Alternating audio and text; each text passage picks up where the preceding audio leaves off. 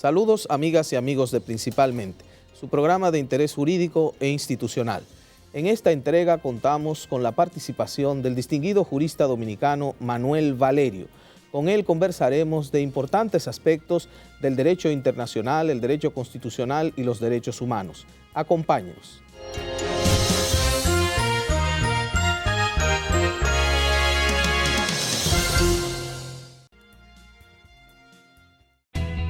Desde el 1989, Seaboard se convierte en la primera generadora privada de energía de República Dominicana. En el 2012, reemplaza sus unidades de generación por la unidad Estrella del Mar 2, que opera con gas natural como combustible, armonizando con el medio ambiente y poniéndose a la vanguardia en la producción de energía limpia. Seaboard, comprometidos con la satisfacción de sus clientes, el desarrollo nacional y el medio ambiente. Eres soporte de la familia. Eres de los que con su trabajo mueven la rueda que pone en marcha al país. Ahora la patria te convoca para que seas vigilante de la democracia. Intégrate a un colegio electoral. Obtén más información en www.jce.do, acudiendo a la Junta Electoral del municipio o llamando a Fonojunta a los teléfonos 809-534-0523 y desde el interior sin cargos 1-809-200-0523. Tú puedes ser garantía, hacer la diferencia. Intégrate, tú cuentas. Junta Central Electoral, garantía de identidad y democracia.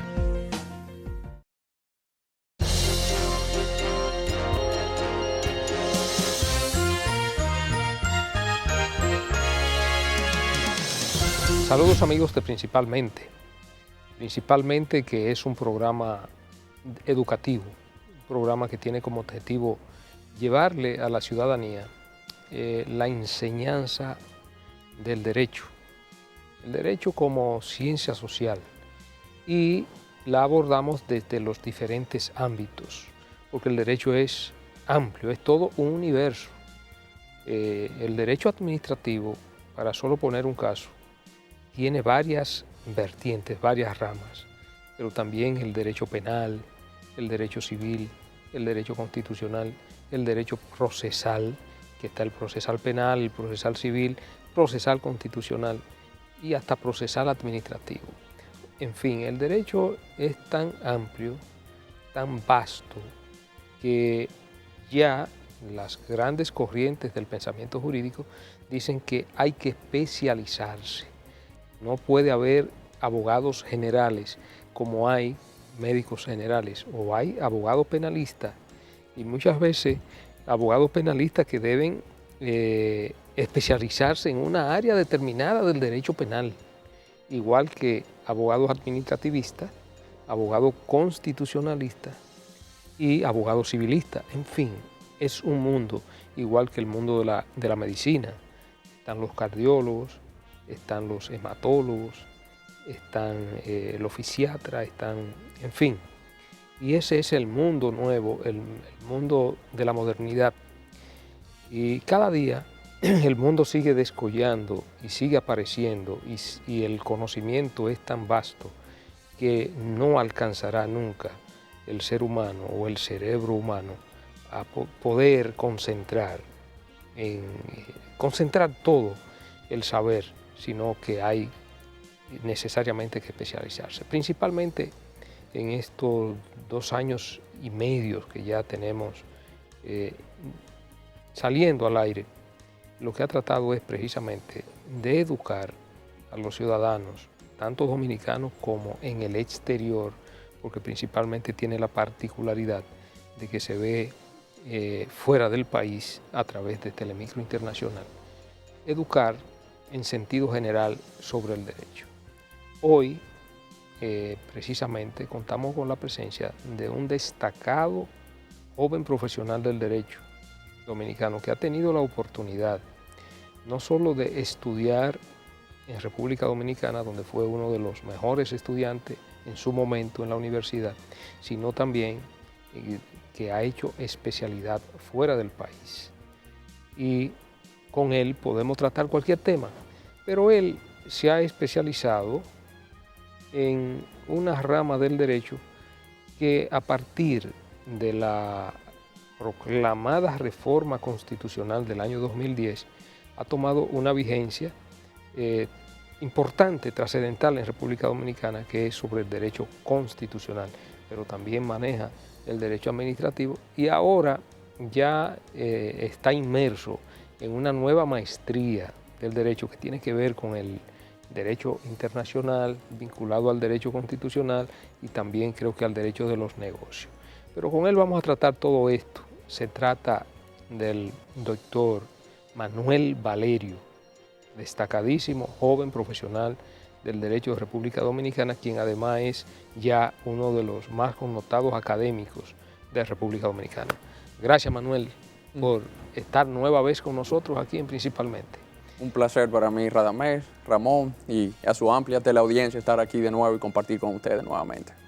Manuel, sabemos que tú solamente por la consideración, el cariño que nos tienes a nosotros aquí en Principalmente pudiste acceder a esta entrevista porque tú estás presto a salir del país precisamente a realizar una nueva maestría, o sea, acumular otra maestría además de las maestrías que tú tienes ya acumuladas y que vas en dos vertientes. Creo que durará un tiempo por Suiza y de ahí partirá a Washington también a estudiar Boston. A Boston, sí. Específicamente a Harvard, ¿no? A Harvard, sí, a la Universidad de Harvard. Para que los amigos televidentes tengan una idea, la Universidad de Harvard es una de las universidades que mejor ranqueada de las principales universidades del mundo. Oigan para dónde va el doctor Manuel Valerio. Manuel, ¿en qué consiste? Porque es bueno que los amigos televidentes sepan que los jóvenes profesionales del derecho de República Dominicana están en el más alto nivel de preparación académica y de formación jurídica profesional.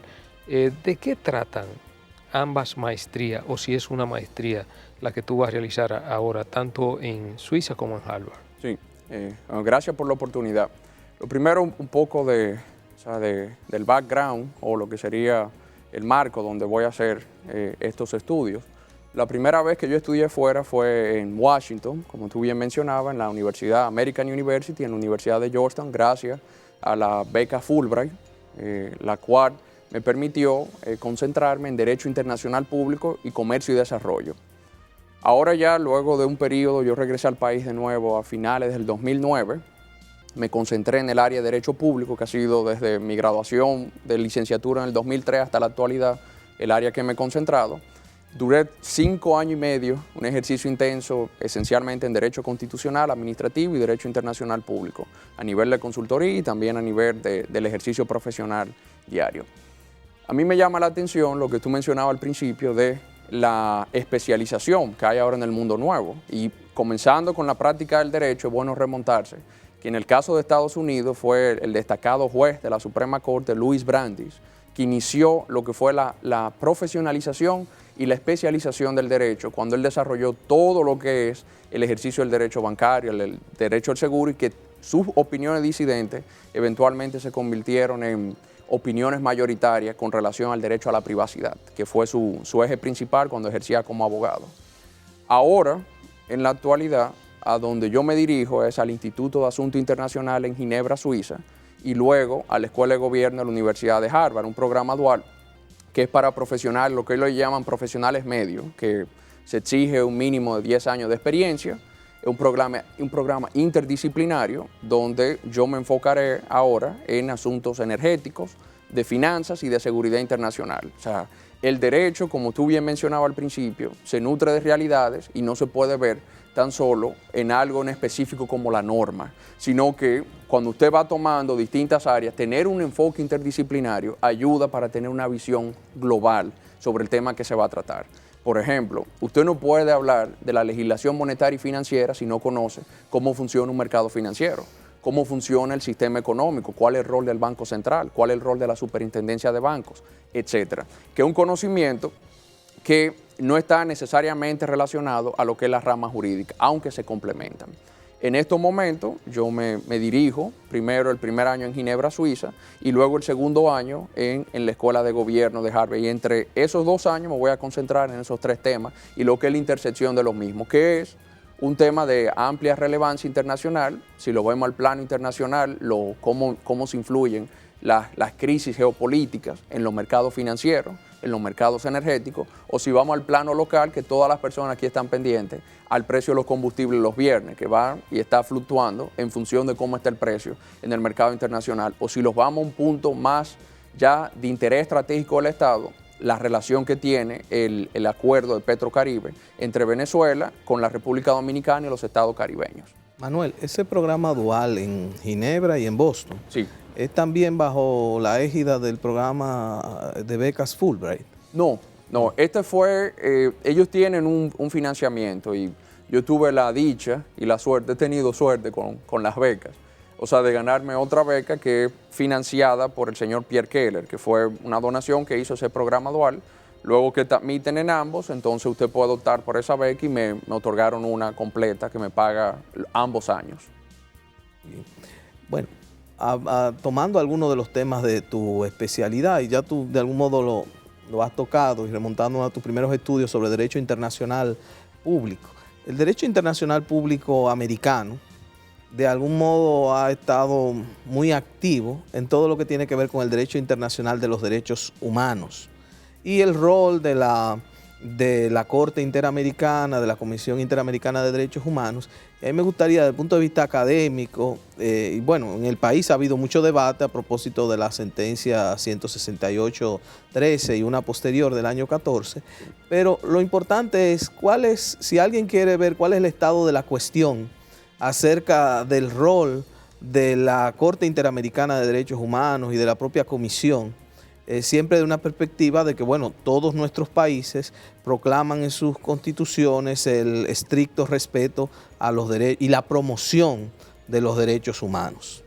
Sí, es una rama muy importante. O sea, eso es una subrama del derecho internacional, que es el derecho internacional de los derechos humanos, que a veces se confunde con el derecho internacional humanitario, que tiene que ver más con lo que son las leyes de guerra, cómo se deben comportar los ejércitos en un conflicto bélico. Pero el derecho internacional de los derechos humanos abarca todos esos tratados, como tú mencionabas, el que conforma la Corte Interamericana de Derechos Humanos y el que también la Convención Americana de Derechos Humanos, que la República Dominicana es signataria.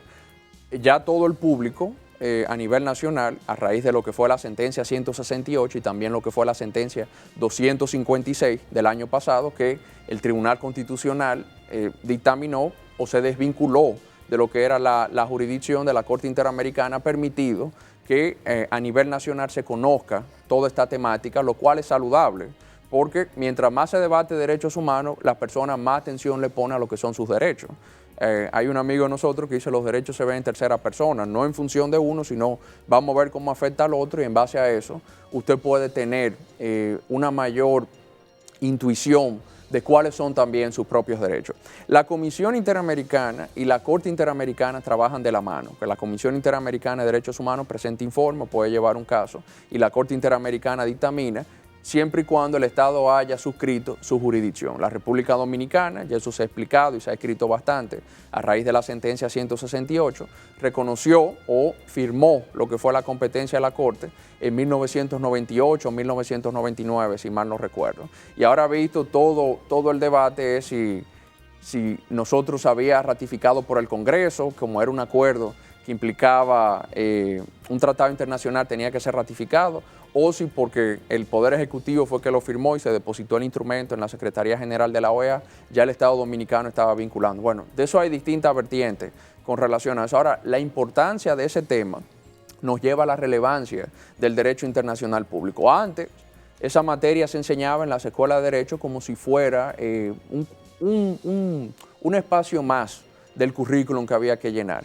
Y ahora se ha visto, por la relevancia que tiene, cuando se habla de la defensa del Estado, la imagen nacional y lo que son temas de derechos fundamentales. Pero ahora, eso no es lo único, está también el derecho comercial internacional y la jurisdicción de la Organización Mundial del Comercio, que ya la República Dominicana ha sido llevada a esa jurisdicción o ha llevado casos en los cuales también ha ganado. El último fue en la Organización Mundial del Comercio, un caso con relación al etiquetado de los cigarros producidos en la República Dominicana contra Australia, que había establecido una norma que los productos de cigarros o cigarrillos tenían que venir con un, ¿cómo se dice esto?, la cajetilla, a nivel general, un modelo único, lo cual afectaba a lo que sería ya una marca reconocida a nivel mundial como la calidad del cigarro dominicano, y nosotros ganamos ese caso ante la Organización Mundial del Comercio. Los mismos que hemos sido llevados a caso ante la Corte Interamericana, se recuerda el caso de la sentencia Gianni Bosico del 2005, en los cuales hemos perdido. O sea, lo importante de esto es la relevancia del derecho internacional público. Y yo creo que el Estado dominicano debe hacer una inversión y debe tener un equipo en la Cancillería de juristas especializados en el derecho internacional público, como lo han hecho otros estados en la región, para compararlo, como el caso de Uruguay, el caso de Costa Rica o recientemente el caso de Ecuador, que ellos pusieron a disposición que habían especialidades o habían lo que eran entrenamientos de abogados formados en el exterior o abogados extranjeros que quisieran ir a hacer pasantías en el Ministerio de Relaciones Exteriores de Ecuador como una forma de fortalecer su capacidad de defensa. Y fíjense que le ha servido porque ahora Ecuador está envuelto en un litigio que todavía está pendiente y que todavía se está litigando en distintas jurisdicciones contra ExxonMobil, que por un fallo que va por entre 18 a 20 mil millones de dólares por contaminación ambiental, más lo que han sido las disputas por proceso de nacionalización, que también implican que lo lleven a corte o a jurisdicciones como el Centro de Resolución de Disputas del Banco Mundial, que la mayoría de los estados latinoamericanos, dentro de eso, la República Dominicana también ha ratificado. Manuel, para no salirnos de ese ámbito del derecho internacional, ¿qué implicación tiene y en qué medida puede influir precisamente en las normas de derecho internacional público los contratos entre corporaciones internacionales y estados que establecen cláusulas arbitrales que generalmente tienen como punto de referencia o punto de discusión la Corte Arbitral que está en París o la Corte Arbitral que está en Washington? ¿Cuál es la dimensión y la importancia que juega la norma de derecho internacional público, derecho internacional privado, en estos ámbitos de los derechos arbitrales? Sí, es un punto muy importante y la República Dominicana ya ha tenido experiencia y de eso voy a hablar en un momento. Eso hay que verlo dentro de todo el proceso de la globalización de la economía y también de lo que es la inversión de las empresas transnacionales, que ya prácticamente usted tiene una empresa como Nike que puede tener su centro de operación en Estados Unidos y su manufactura en Vietnam y su cadena de distribución en otro. Y el que le maneja la contabilidad está en Bangalore, en India, que ellos se han especializado en esa área. Todas estas empresas transnacionales, como una especie de mantra, tienen de poner una cláusula arbitral en lo que son sus contratos con los estados, a los fines de garantizar de que cualquier disputa entre la empresa multinacional y el Estado sea juzgado en una jurisdicción equidistante. Como tú mencionabas, está la Corte Internacional de Arbitraje de París, otros eligen lo que es la jurisdicción de Nueva York y la someten a lo que es el arbitraje en Nueva York, otro lo que es la Corte de Londres o el Centro de Resolución de Disputa, por su sigla en inglés IPSI, en el Banco Mundial entre Estados y empresas multinacionales.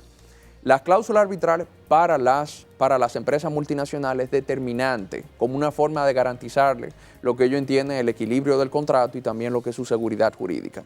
Hay múltiples disputas a nivel internacional que copan los titulares, para mencionar algunos ejemplos. El caso de lo que fue el proceso, que todavía está pendiente en Estados Unidos, de la renegociación de la deuda argentina. Se recuerda que Argentina sufrió el mayor colapso económico y la mayor quiebra a nivel de los mercados financieros por más de 131 mil millones de dólares en el 2001. Implicó un retroceso cualitativo y cuantitativo para la población argentina. Se renegoció la deuda, pero algunos tenedores de esos bonos, que eran esencialmente los fondos de inversión o lo que son los fondos de inversión de riesgo, lo que le llaman algunos los fondos buitres, no aceptaron esa renegociación y se han producido disputas a nivel internacional en la Corte de Nueva York.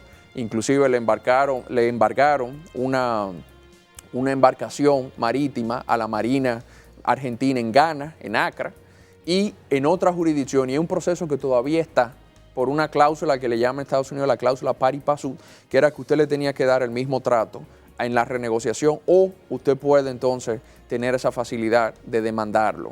En Estados Unidos, Argentina, todavía ese caso está pendiente. Pero veámoslo en otro escenario, el caso de la empresa Yukos, que fue una empresa que fue desmantelada, competía con el gigante energético Gazprom en Rusia y fue desmantelada bajo la actual administración del presidente Putin. Y se recuerda que inclusive se encarceló al magnate ruso Mikhail Khodorkovsky. La empresa Yukos llevó un proceso de arbitraje en Francia que recientemente le ganaron al Estado ruso un laudo arbitral por 50.000 millones de dólares. En la República Dominicana se recuerda lo que fue la negociación con la empresa Barrigol o Pueblo Viejo en suelo nacional, como se llama, y todo eso tenía inclusive una cláusula arbitral que en caso que las partes no se hubiesen puesto de acuerdo en la renegociación, el Estado Dominicano se iba a tener que defender en una jurisdicción internacional.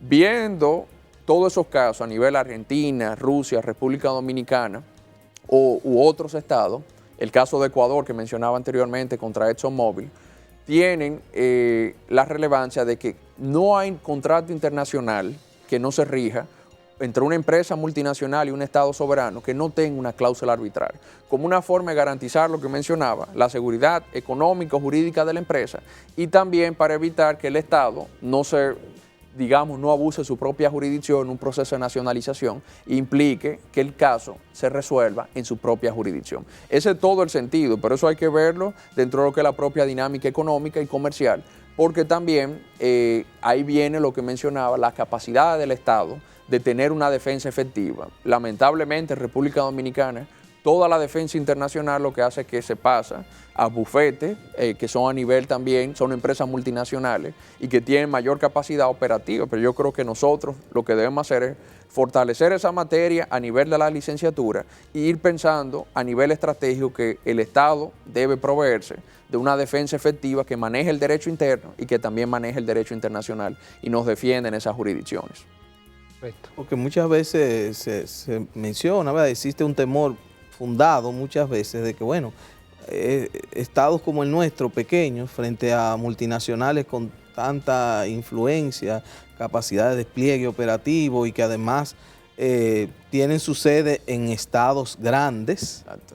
A la hora de trasladar la decisión del conflicto a una sede donde la influencia del Estado Dominicano es mínima, parecería como un camino que no tiene otro resultado que no se le conceda razón al Estado Dominicano.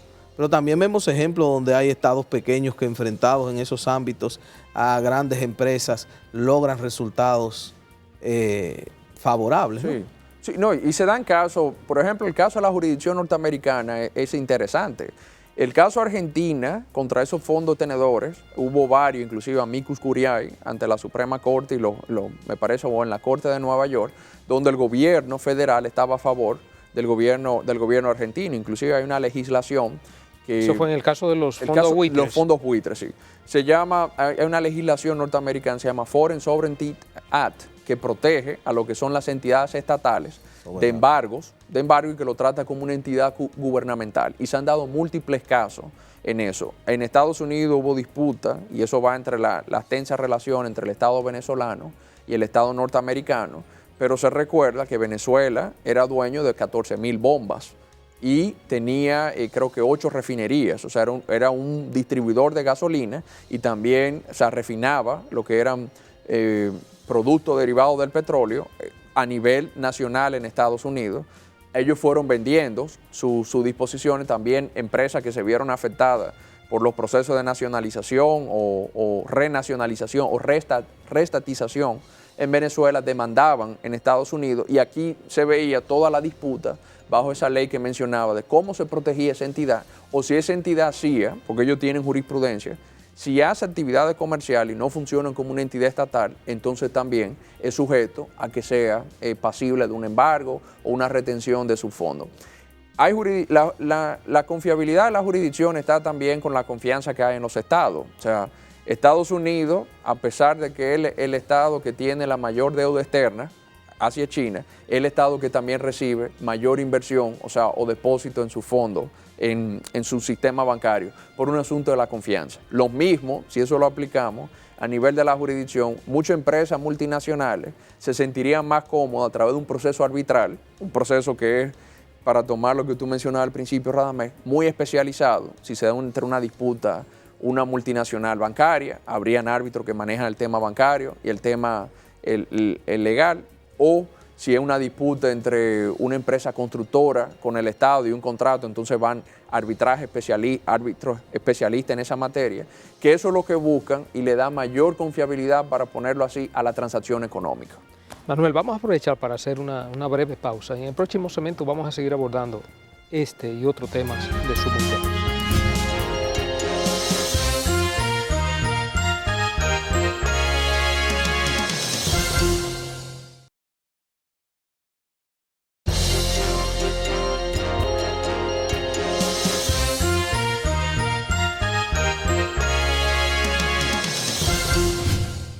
Seguimos, amigos, en Principalmente, hoy con la grata presencia del profesor académico, abogado en ejercicio de los tribunales de la República, doctor Manuel Valerio.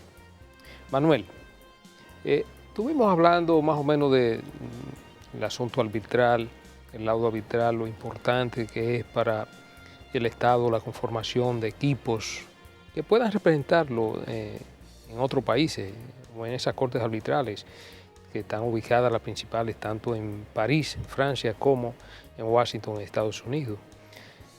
Hay otro aspecto que también tiene una importancia y que, fruto de la globalización de la economía, apertura de mercados, es uno de los temas más recurrentes a nivel internacional, que tiene que ver con las patentes, también tiene que ver con los derechos autorales y el derecho de la propiedad industrial.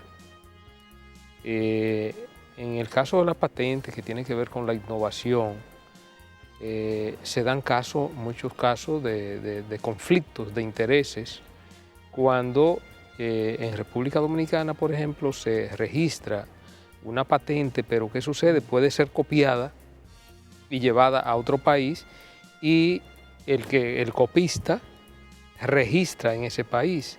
Entonces muchas veces viene un conflicto que no se sabe realmente quién fue el que inventó, quién fue el creador, a pesar de que también se está tomando fuerza, sobre todo con lo que tiene que ver con el Internet, una nueva visión de lo que sería una economía colaborativa, o lo que están llamando un procomún colaborativo, que lo aborda con mucha profundidad, mucha agudeza en su obra La sociedad del costo marginal cero. Es una de las obras más recientes de Jeremy Rinsky, que tú sabes que Jeremy Rinsky es un economista norteamericano que tiene muchas obras importantísimas, es un visionario, ¿no? Entonces, él en esa obra aborda ese procomún colaborativo y lo relaciona con el Internet y el Internet de las cosas. Y él dice que hay personas que crean en Internet, vamos a decir, crean X cosas y la llevan al Internet, y otras personas toman eso que esa persona crea y vamos a decir, la modernizan, la hacen más visible, la enriquecen, y viene otro y precisamente redunda en el crecimiento de eso mismo, y ahí se crea ese procomún colaborativo. Esa visión que está en ciernes y que de una u otra manera, vamos a decir, atenta contra el derecho de autor y contra la propiedad individual de la propiedad intelectual, ¿cómo sería el enfoque, el reenfoque que se le daría desde el punto de vista del derecho internacional público? El tema de la propiedad intelectual es un tema vigente, inclusive un tema de disputa entre lo que son los estados desarrollados y los estados en vía de desarrollo. la propiedad intelectual es un avance para cualquier estado y fíjense siempre, una de las principales disputas comerciales entre China y Estados Unidos es que China toma muchas de las patentes y roba bastante la tecnología, para utilizar un término, de uso norteamericano. Ahora, el argumento de China y de los países en vía de desarrollo es que Estados Unidos apenas a partir de 1893 fue que empezó a regularizar lo que es la propiedad intelectual. O sea, un eje central de lo que fue el desarrollo del capitalismo norteamericano fue la absorción o la atracción de patentes o de lo que eran inventos de otra sociedad y multiplicarlo ahí en base a lo que tú mencionabas. Eso también, y ahí me viene a la cabeza lo que son las ideas de algunos economistas que tienen distintas perspectivas. El caso del profesor Yadis Bhagwati, que es un especialista en comercio mundial, él le llama lo que son las termitas del comercio, a lo que son todos estos acuerdos regionales y también lo que son la influencia de empresas con intereses muy sectoriales, como el caso de la propiedad intelectual. Si usted ve cualquier acuerdo de libre comercio, el caso del NAFTA o el caso del DERE-CAFTA, para mencionar a la República Dominicana, tiene todo un capítulo de propiedad intelectual, que es un interés esencial de lo que son las grandes empresas, muchas de capital norteamericano, como una forma de proteger lo que es su inversión o su propiedad privada. Ahora, cuando usted lo extrapola eso a lo que son ya situaciones concretas, y le voy a mencionar dos casos concretos, lo que es la propiedad intelectual en los productos farmacéuticos. El caso de una patente o una propiedad intelectual en un antirretroviral, que son los medicamentos que se utilizan para combatir el VIH-Sida, ha sido objeto de disputa en las cortes sudafricanas o en las cortes hindúes de la India, por una razón muy sencilla.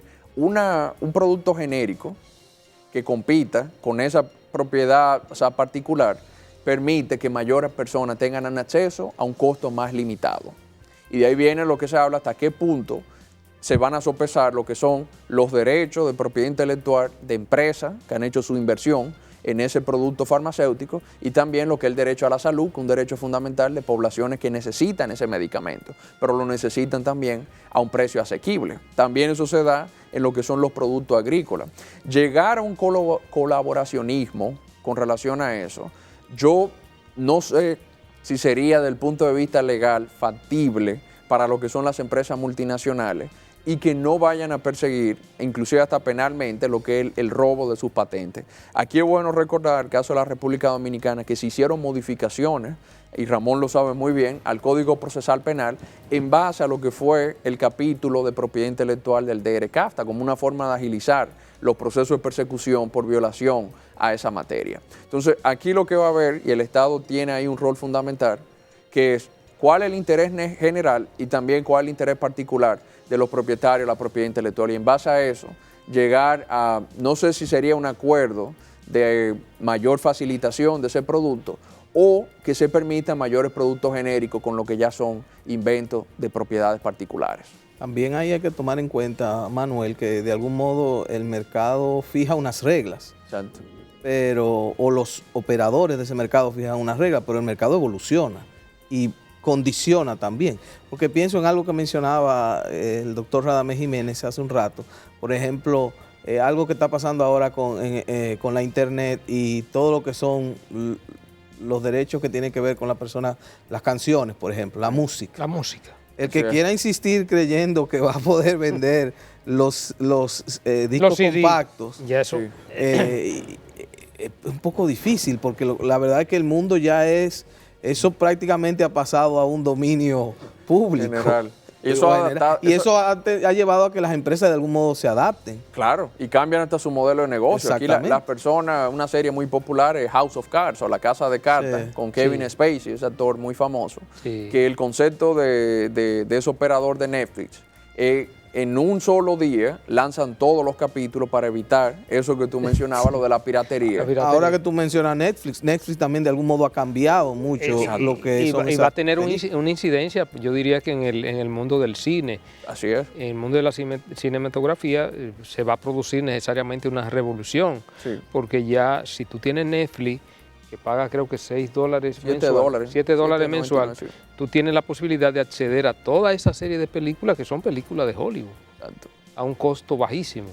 y lo que hace, tú te quedas en tu casa. Sí, a eso nos lleva, o sea, el vínculo legal, económico. O sea, lo de propiedad intelectual se va a tener que ajustar también a lo que son los modelos de negocio. Otra serie, Sí. la de Juego de Tronos, Sí. que es una serie bastante popular a nivel mundial. 4 episodios, la última temporada, fueron pirateados y fueron sacados al público de manera clandestina, que eso alguien tuvo un problema serio en esa cadena tan poderosa como HBO. Pero viene con eso, el consumidor quiere un producto más ágil. También está lo que es la protección del interés económico, los procesos de mercadeo y cómo eso influye en lo del marco jurídico. Que sea más expedito la persecución, eso fue lo que se trató de hacer aquí con la reforma del Código Procesal Penal a raíz de ese capítulo del DR Casta. Bueno, Manuel, yo creo que podemos internarnos un poco más ya en el plano local. Y me gustaría, ahora que tú vas a profundizar tus estudios en ámbitos más especializados, ¿no? Ya tú tienes estudios previos en el ámbito del comercio y todo eso. ¿Cómo tú valoras los cambios o el estado actual del derecho dominicano en esas áreas?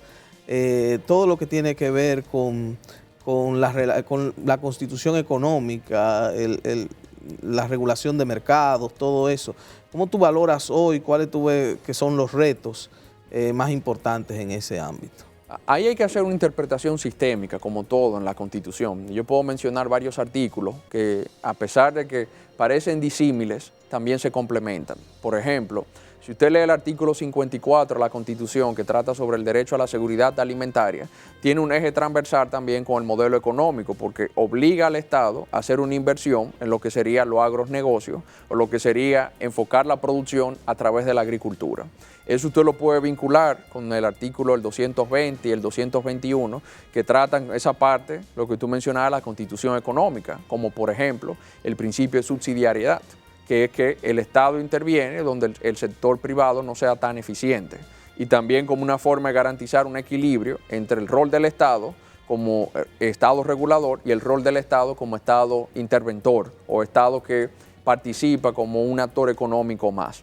El derecho dominicano ha avanzado en esas áreas, como ha avanzado también áreas que son y que van a tener bastante influencia en los años por venir, como el derecho energético. O sea, el área de minas y energía es un área esencial a nivel estratégico para el Estado y desde el punto de vista jurídico, porque tiene bastantes connotaciones. Ahí, si usted habla, por ejemplo, de minas, de la industria extractiva, tiene que vincularlo al derecho medioambiental, tiene que vincularlo con el derecho administrativo, tiene que vincularlo con el derecho constitucional, tiene que vincularlo con el derecho regulatorio, lo que son ya agencias del Estado que tienen una labor supervisora con relación a eso y lo que serían ya disputas entre el Estado o la agencia reguladora supervisora y la empresa en particular. O sea, nosotros hemos avanzado en la medida que la economía se ha ido diversificando, la Constitución tiene un buen marco general, lo que hay que hacer es unir los puntos, como algo que yo mencionaba. O sea, el derecho a la seguridad alimentaria parece como si no tuviera ninguna relación con el modelo económico, pero sí hay un mandato que obliga al Estado a participar en ese sector, pero la forma como lo hace está regulada por otro artículo. Manuel, bueno, es cierto lo que plantea Ramón. Habría que extrapolar todo ese conocimiento, ese vasto conocimiento que tú tienes sobre las nuevas tendencias del derecho internacional público a lo que sería nuestro ordenamiento jurídico interno. Ciertamente, en República Dominicana se han producido cambios trascendentales en nuestra normativa y sobre todo en nuestra normativa constitucional, porque sin lugar a dudas la Constitución del año 2010 sigue siendo una de las reformas constitucionales más importantes que se han producido en toda Iberoamérica, porque ya la Constitución tiene una visión mucho más abierta, mucho más moderna, que se corresponde con los nuevos cambios que se están produciendo a nivel global. Ese nuevo constitucionalismo de República Dominicana, ¿cómo tú lo extrapolas? ¿Qué tú entiendes? ¿En qué manera puede incidir de manera determinante o no determinante con esos nuevos cambios que se han producido a nivel global y que de una u otra manera repercuten en el derecho interno de los países? Sí, aquí hay que tomar en cuenta lo que tú llamas, lo de la Constitución, que es una relación biunívoca, o sea, de el derecho constitucional dominicano con el derecho internacional. Y ahí está el mandato del artículo 26 de la Constitución, que es que el Estado dominicano reconoce y aplica las normas del derecho internacional a la medida que sus poderes públicos lo hayan ratificado. Además también ordena, o sea, lo que es la apertura del Estado al derecho internacional. Influye a nivel interno porque nosotros, por ejemplo, la cultura constitucional iberoamericana tiene algo de lo que es el constitucionalismo social, que se inicia con la Constitución de Querétaro de México y que ya ha ido avanzando a nivel jurisprudencial. Y creo que el modelo de la Corte Constitucional Colombiana es un buen referente, pero también aquí, si usted se lee la sentencia 49 del Tribunal Constitucional, creo que el 2012 o el 2013, que garantiza el derecho al acceso al agua de la población dominicana, una sentencia muy importante, porque usted la relaciona inmediatamente con lo que son necesidades básicas del Estado. Ahora se ve que hay un problema de sequía, de la falta de agua, la falta de acceso de ese recurso vital para la población, pero ya hay un mandato del Tribunal Constitucional que viene a ratificar lo que está contenido en la Constitución. A nivel internacional, todos esos tratados tienen una aplicación particular. Aquí yo mencionaba lo de ese capítulo de propiedad intelectual y cómo influye en lo que es la legislación procesal penal. Si vemos la Convención Americana de Derechos Humanos, cómo eso influye en lo que son los procesos penales diarios que se dan en la República Dominicana o los procesos constitucionales. Si vemos lo que ya los contratos entre multinacionales y el Estado dominicano, se ve ahí una relación directa con lo que es el derecho administrativo, lo que son ya a nivel de concesiones, cuáles disputas, cómo se resuelva a nivel interno cualquier problema entre esas dos entidades. O sea, verlo de una forma aislada, tanto el derecho interno como el derecho internacional, en esta época simple y llanamente inconcebible, por una relación muy simple.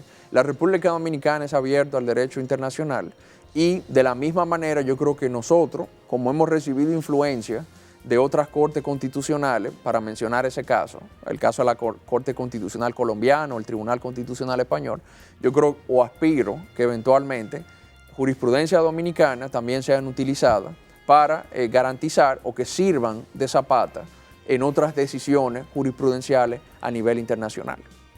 Bueno, porque eso es lo que ha venido ocurriendo, de algún modo un diálogo entre las cortes nacionales y esas cortes regionales o internacionales, en las cuales, bueno, puede haber disidencia, pero al final de ese diálogo surge, así como ocurre en el plano local, que hay voces distintas sobre un mismo tema, al final, bueno, el derecho se va acomodando y eso es para beneficio de la comunidad jurídica.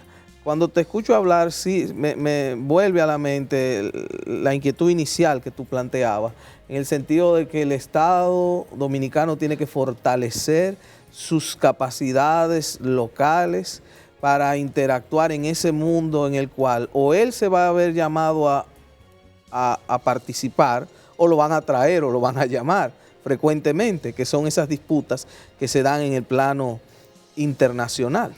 Eso implicará, bueno, por supuesto, gente especializada en esa área, pero cada vez tenemos más especialistas, ¿no? Porque muchas personas como tú han tenido acceso a formación especializada y yo creo que la renovación que se ha operado en el derecho dominicano ha sido para bien, o sea, la academia dominicana se va fortaleciendo. Y lo mismo las instituciones. Tenemos ya un tribunal constitucional que ha dictado más de 1000 sentencias, si no recuerdo mal. Bueno, ¿qué otro aspecto que queríamos tratar contigo en lo que tiene que ver con el derecho constitucional? Hay un tema que tú lo mencionaste hace un rato y creo que hubo una sentencia también del Tribunal Constitucional, que es el asunto del instrumento de ratificación. La discusión era que si el instrumento de ratificación bastaba con la firma del presidente o es que requiere la intervención del Congreso. Eso, ya sabemos cuál fue la última palabra, la del Tribunal Constitucional, en el sentido de que ese instrumento no era suficiente. O sea, la sola firma del presidente. Pero ahí me queda una inquietud, ya tú como académico. tú sabes que estamos insertos en una comunidad internacional. ¿Cuál es la salida que tiene República Dominicana? Porque el propio Tribunal Constitucional dice, nosotros tenemos la convención como un referente importante y es aplicable en República Dominicana. Ahora, vale la pena hacer los esfuerzos para que adoptemos en la forma constitucionalmente prevista, nos acojamos a la competencia contenciosa de la Corte Interamericana de Derechos Humanos. Es una pregunta bastante compleja y eso hay que relacionarlo lo que fue la sentencia 256-14 del Tribunal Constitucional, donde ellos dicen que no fue ratificado, o sea, lo que era la jurisdicción de la Corte Interamericana. Yo disiento de esa posición mayoritaria del Tribunal Constitucional y coincido más con lo que fueron los votos disidentes del magistrado Hermógenes, me parece, y la magistrada Katia Miguelina Jiménez, en el sentido de que hay una doctrina a nivel internacional, que es la doctrina del estoppel, o sea, de que si usted ha hecho actos que a nivel internacional implican un reconocimiento implícito o que usted haya dado aquiescencia a una jurisdicción, a un acto jurídico determinado, usted no puede luego desligarse. Y ahí viene inclusive también lo del tiempo. O sea, nosotros ya hemos mandado a representantes del Estado a esa jurisdicción. O sea, nosotros, aunque sea implícitamente, ya hemos reconocido esa jurisdicción. Ahora, la importancia que viene, y hay jurisprudencia también, por cierto, hay un caso interesante, la Corte Internacional de Justicia, una delimitación limítrofe, valga la redundancia, entre Camerún y Nigeria, donde se falló y se estableció toda esa doctrina del estoppel, de que el Poder Ejecutivo nigeriano quería alegar que ellos no habían reconocido X o Y tratado cuando ya ellos habían hecho acciones a nivel internacional que sí daban, por lo menos, una intuición de que ya habían cumplido con lo que fue el pacto con ese otro Estado vecino, por lo que usted no se puede desligar de algo que ya usted había tratado, por lo menos, o había presentado una defensa. Esa es mi valoración desde el punto de vista jurídico. Ahora también, aquí hay que verlo en la complejidad. La decisión del Tribunal Constitucional, la Constitución dice que es vinculante para todos los poderes del Estado. El Poder Ejecutivo, el representante del Estado a nivel internacional. Y yo creo que el error de nosotros fue no poner reservas en lo que fue la ratificación de esa convención, de la Convención Americana, como lo han hecho otros estados, más pequeños inclusive. Dominica puso 4 reservas cuando firmó la Convención Americana. El caso de Argentina puso una reserva con relación a lo que fueron ya los procesos de nacionalización y violación del derecho a la propiedad. Y miren ahora cómo le ha servido, porque ellos han reestatizado bastantes sectores. ¿Cuál es la solución? Bueno, el Estado está entre la decisión de la Corte Interamericana, que dice que sí somos miembros de esa jurisdicción, y está la decisión de la Corte Constitucional, o sea, del Tribunal Constitucional Dominicano. Usted pudiera, o sea, le digo algo, una opción, si se denuncia el tratado, o sea, la convención, o el tratado que ratifica la competencia de la Corte Interamericana, tendría 6 meses para que tenga efecto. O sea, había que denunciar el tratado. Eso sería a nivel internacional lo que procedería. O sea, denunciar si se va a acatar. Para estar formalmente desligado. Exacto. Si se va a acatar la decisión del Tribunal Constitucional. O sea, desligarse a través de la denuncia del tratado y luego entonces sería someterlo a un proceso de ratificación según lo que sería el criterio del Tribunal Constitucional.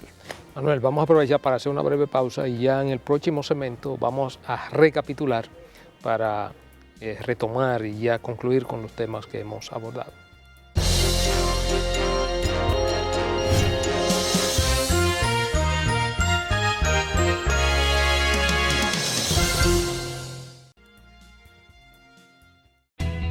Desde el 1989, Seaboard se convierte en la primera generadora privada de energía de República Dominicana. En el 2012, reemplaza sus unidades de generación por la unidad Estrella del Mar 2, que opera con gas natural como combustible, armonizando con el medio ambiente y poniéndose a la vanguardia en la producción de energía limpia. Seaboard, comprometidos con la satisfacción de sus clientes, el desarrollo nacional y el medio ambiente. Eres soporte de la familia. Eres de los que con su trabajo mueven la rueda que pone en marcha al país. Ahora la patria te convoca para que seas vigilante de la democracia. Intégrate a un colegio electoral. Obtén más información en www.jce.do, acudiendo a la Junta Electoral del municipio o llamando a Fonojunta a los teléfonos 809-534-0523 y desde el interior sin cargos 1-809-200-0523. Tú puedes ser garantía, hacer la diferencia. Intégrate. Tú cuentas. Junta Central Electoral. Garantía de identidad y democracia.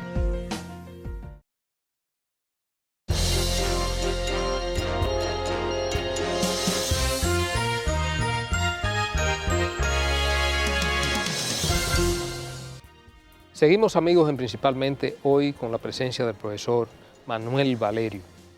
Bueno, el tema de la Corte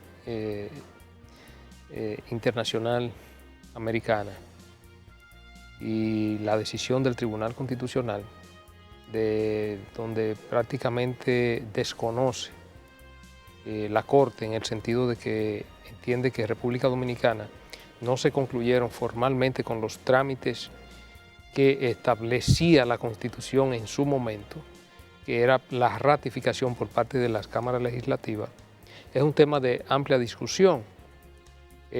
Obviamente son trámites formales, aunque tal y como tú lo explicas, Manuel, República Dominicana ya implícitamente había reconocido de hecho había reconocido la jurisdicción de la Corte Internacional Americana o Internacional de Justicia Americana, porque primero República Dominicana había sido sometida en varias oportunidades a esa Corte y República Dominicana había comparecido a la Corte a defenderse, aunque lamentablemente en varias ocasiones fue condenada por la Corte.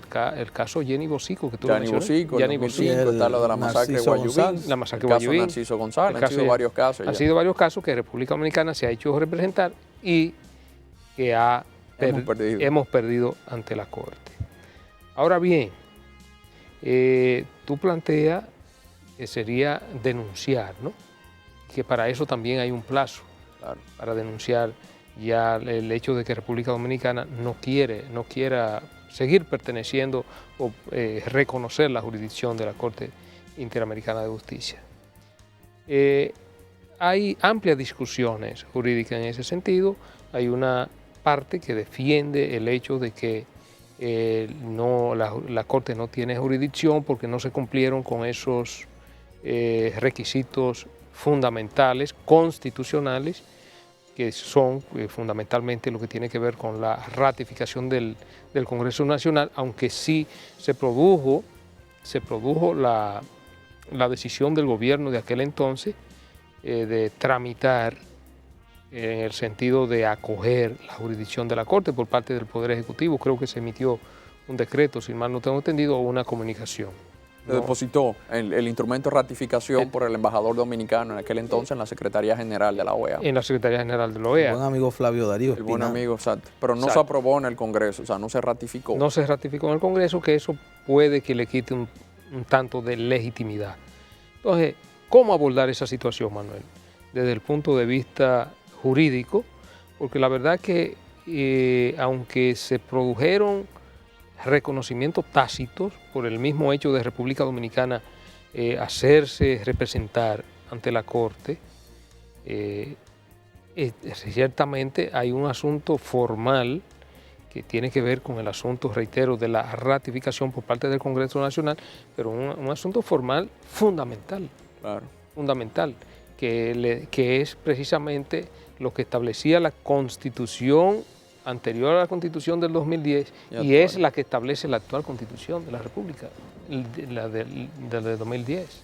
Sí, es un problema, como le mencionaba anteriormente, bastante complejo. Hay que verlo también dentro de la dinámica hemisférica, porque nosotros no hemos sido los únicos. Hay personas que han hablado diciendo que este sería el primer caso de que no quiere reconocer la competencia. Eso se ha dado bastante. Ha habido varios casos y el último, el más reciente, fue el de Venezuela, que se salió a raíz de una decisión que protegió o le dio una tutela a una persona acusada de acto de terrorismo, de poner unas bombas creo que en la Embajada de España dentro del territorio venezolano. Luego se exilió en Estados Unidos y fue juzgado, y la decisión de la Corte Suprema venezolana ordenaba la desvinculación de la jurisdicción de la Corte Interamericana hacia el Estado venezolano. Y uno de los últimos actos presidenciales del presidente Chávez fue la denuncia de la convención, y se salió de la Corte Interamericana. Creo que eso sucedió con Ecuador también. Ecuador ha insinuado de que va a denunciar la convención por los conflictos que tiene entre los medios de comunicación y el Poder Ejecutivo, de que ya han pasado varios procesos, que propietarios de medios de comunicación han sido condenados, inclusive también a pena pecuniaria muy significativa y a pena de tipo penal.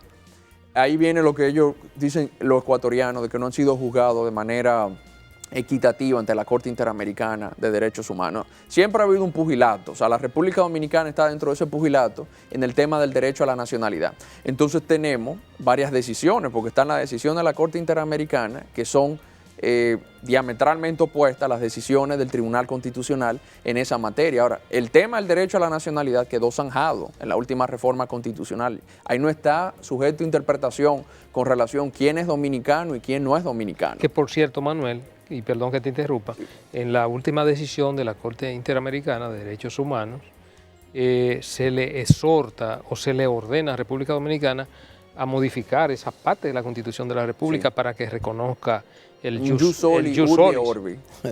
Prácticamente. Entonces, incluso ordenarle a un Estado modificar su propia Constitución, yo creo que desde mi punto de vista fue un exceso por parte de la Corte Interamericana. Sí, esa sentencia, yo no estoy de acuerdo con la sentencia de la Corte Interamericana, la última, la que prácticamente desdibuja el marco jurídico nacional. Y yo le invito a leer los numerales, específicamente el 259, el 260 y el 261 de esa decisión, que es como la columna vertebral para interpretar, porque esa interpretación no hay que hacerla desde el punto de vista único jurídicamente hablando, sino que hay que haber una interpretación de fondo y de tipo estructural que implicarían otra interpretación distinta a la que dio la Corte, que eso tiene que ver con la patridia, con el jus solis, el jus sanguinis, la Constitución haitiana, la Convención Internacional del Derecho a la Nacionalidad de La Haya de 1930, que no lo tomó en cuenta para tomar esta decisión que regula la potestad del Estado para dar el derecho a la nacionalidad. O sea, todo esto es un tema bastante complejo. La pregunta es, ¿qué vamos a hacer ahora? Bueno, el Estado Dominicano tiene distintas opciones. Puede, a nivel internacional, si usted toma esa decisión de la Corte, del Tribunal Constitucional, no necesariamente sea válida, por lo que mencionaba anteriormente el precedente y la doctrina del stopper.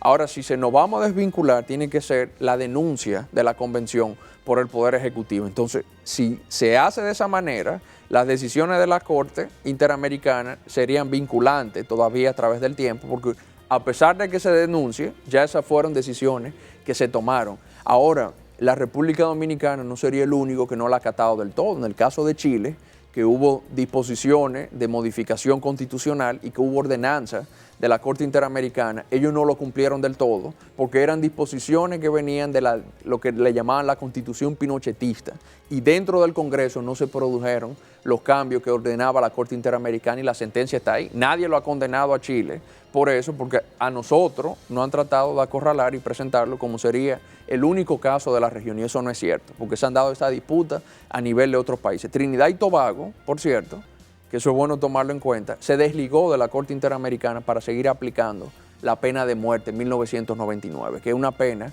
todo el mundo sabe que implica la violación del derecho a la vida, que aquí está prohibida. Que es un derecho fundamental. Un derecho fundamental, y aquí está prohibida a nivel constitucional. Entonces, si el Estado se desvincula, tiene que denunciarla.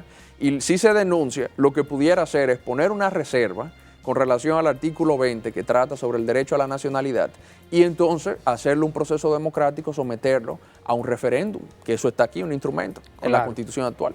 Bueno, Manuel, la verdad es que una hora es muy poco tiempo para tratar contigo este y otro tema que tú manejas de manera magistral.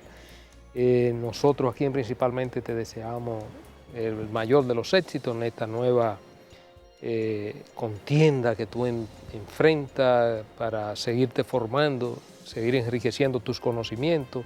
Te deseamos el mayor de los éxitos y pronto en una de esas vacaciones te tendremos aquí Principalmente para que nos cuente de las nuevas experiencias que tú vas a vivir en tu nueva formación académica.